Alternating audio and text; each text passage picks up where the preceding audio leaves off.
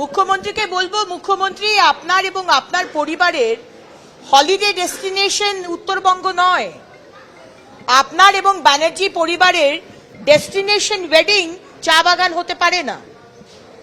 আজকে চা বাগানের কর্মীরা তারা প্রভিডেন্ট ফান্ড আর যা যা পাওয়ার কথা বেতন তারা পাচ্ছে না। সেই সব চা বাগানের মালিকদের কোনো প্রেশার দেওয়া হচ্ছে না, কোনো ডায়লগ করা হচ্ছে না।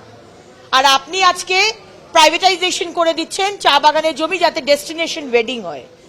আজকে আসামে আমরা দেখতে পাচ্ছি হিমন্ত বিশ্ব শর্মা, সেখানকার মুখ্যমন্ত্রী, আসাম অ্যাডভান্টেজ, এই বেঙ্গল গ্লোবাল বিজনেস সামিটের মতো ওখানে আসাম অ্যাডভান্টেজ হতে চলেছে। সেইখানে আজকে মাইক্রোচিপ ইন্ডাস্ট্রি আসছে, টাটা করছে। সেখানে আজকে মিলিটারি গুডস বানাবার জন্য সেই কাজও আসাম নিয়ে নিয়েছে। পাশের রাজ্য উড়িষ্যা, উড়িষ্যাতে দুদিন আগে উৎকর্ষ উড়িষ্যা বলে একটি প্রোগ্রাম হলো, ঠিক এরকম বেঙ্গল গ্লোবাল বিজনেস সামিট। সেখানে জিন্দাল, মিত্তাল, বড় বড় সারা ভারতবর্ষের one of the biggest steel কারখানা করতে চলেছে। আর আমাদের এখানে চা বাগানে প্রাইভেটাইজেশন। এই শওকত মোল্লা, আপনাকেই মাননীয় মুখ্যমন্ত্রী মমতা বন্দ্যোপাধ্যায় পশ্চিমবঙ্গে শিল্প আনার দায়িত্ব দিয়েছেন, তাই না? আপনি শিল্প আনবেন। আপনার বিধানসভায় আপনি একজন বিধায়ক হয়ে কেউ একজন অন্য দল করে, স্পেশালি বিজেপি করে, বাকি দলরা তো টিএমসির সাথে সেটিং, বিজেপি করে বলে তার রেকর্ডের জমিতে আপনারা পার্টি অফিস বানাবেন। কি মামার বাড়ির আবদার পেয়েছেন? ভারতবর্ষ থেকে পশ্চিমবঙ্গ এখনো আলাদা হয়ে যায়নি, আপনারা ভুল করছেন। এখনো বাংলাদেশের অন্তর্গত হয়নি পশ্চিমবঙ্গ, যদিও বা মুখ্যমন্ত্রী খুব চাইছেন।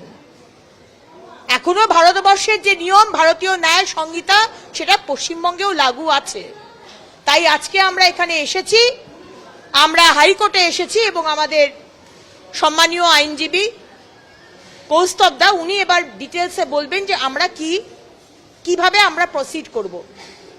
আমাদের যে ফান্ডামেন্টাল রাইট, তার জমি আপনি পার্টি অফিস এইভাবে বানাতে পারেন না। এর জোর জুলুমবাজি চলবে না, যে আপনি বন্দুক ঠেকিয়ে আপনি বলবেন যে না এখানে পার্টি অফিস হবে, এটা কিন্তু হতে দেওয়া যাবে না। পশ্চিমবঙ্গে মহিলাদের নিরাপত্তা নেই। পশ্চিমবঙ্গে কলকাতা শহরের ফুটপাতে একটা ছোট্ট 7 মাসের শিশুকে তুলে নিয়ে গিয়ে করা হয়।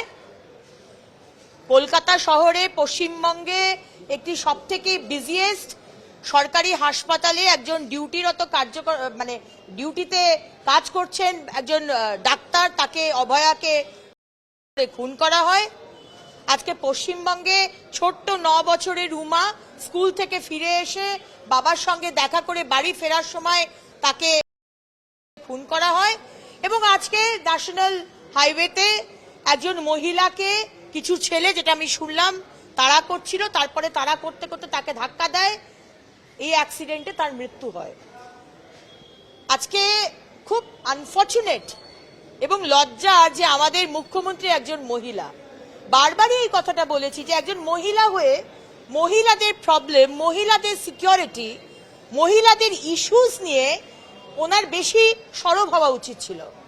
উনি একধারে যেরকম বলেন সারা দেশের মধ্যে আমি একমাত্র মহিলা মুখ্যমন্ত্রী, উনি এবং ওনার সাকরেদরা বলেন, আজকে দিনে দাঁড়িয়ে যদিও বা তিনি একমাত্র নন, কিন্তু অন্যদিকে মহিলা হিসেবে তার যে দায়িত্বগুলো, ইভেন পুলিশ মন্ত্রী হিসেবে তার যে দায়িত্বগুলো তিনি করেন না।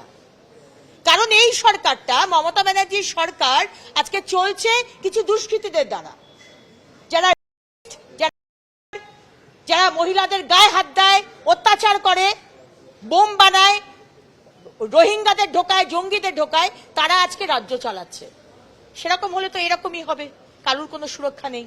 আজ এতদিন পরে মুখ্যমন্ত্রী চিকিৎসকদের সঙ্গে কনভেনশন করছেন ধনধান্য অডিটোরিয়ামে। আরজিকর ইস্যুর পরে তিনি শুনবেন ডাক্তারদের কি অভিযোগ রয়েছে। আপনি মনে করেন যে কোনো সলভ হবে?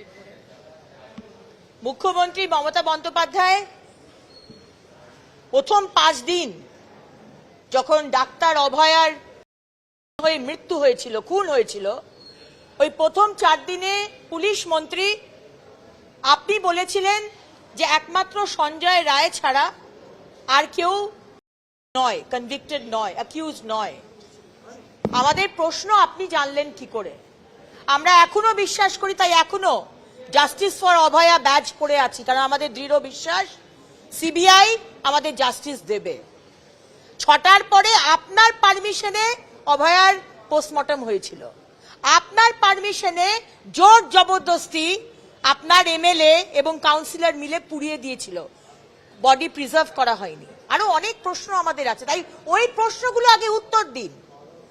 এই নাটক, এই সম্মেলন, এই ডাক্তারদের কথা শোনা, এইসব না করে RL saline first week of ডিসেম্বরে কর্ণাটক গভর্নমেন্ট ব্যান করে দেওয়ার পরেও আপনি কেন 7ই জানুয়ারি অবধি অপেক্ষা করেছেন? আপনি জবাব দিন।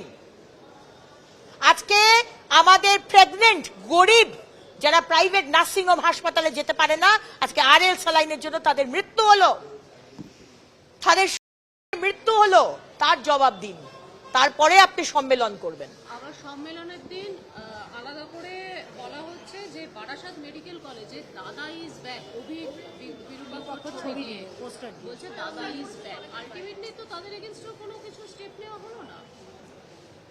দেখুন, আজকে ওইটাই বললাম যে সরকার যারা অ্যাকিউজড, যারা দুর্নীতি চালিয়েছে, যারা থ্রেট কালচার চালিয়েছে, আমরা বলছি না, ডাক্তাররা বলছে, সেখানকার স্টাফ বলছে, সেখানকার অ্যাডমিনিস্ট্রেশন বলছে, শুধু তারা নয়, আজকে আমাদের জ্যোতিপ্রিয় মল্লিক, সে আসার পর তাকে বলা হচ্ছে সে ভীষণ ভালো কাজ করে। আজকে অনুব্রত মণ্ডল, মানে কোনো শাস্তি নেই। এই সরকার যারা দুষ্কৃতি, যারা দুর্নীতি করে, যারা থ্রেট কালচার দেয়, যারা ওষুধ কারবার করে, ভেজাল ওষুধের কারবার করে, কোনো শাস্তি নেই, তাদের শুধু মোটিভেশন আছে। আজকে এই সরকার কি ধরনের সরকার, বাংলার মানুষ দেখুক।